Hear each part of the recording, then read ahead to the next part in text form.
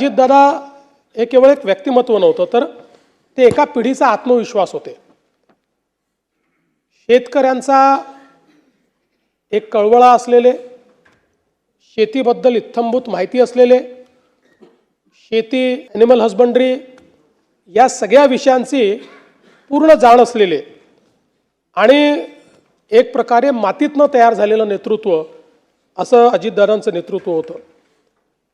त्यांच्या जीवनामध्ये अनेक संघर्ष आले, कुठल्याही संघर्षाला त्यांनी पाठ दाखवली नाही.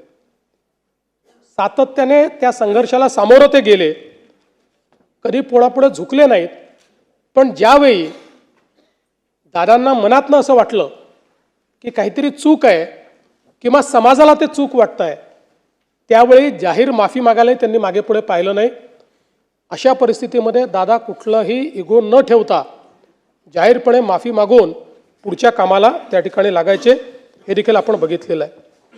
त्यामुळे एक प्रकारे अनेकांचं आधारबळ असलेले, अनेकांना धीर देणारे, अनेकांच्या निर्णयाची ताकद असलेले दादा आज नसल्यामुळे निश्चितच खूप मोठ्या प्रमाणात अनेक लोकांच्या समोर अनेक प्रश्न त्यातनं निर्माण झाले.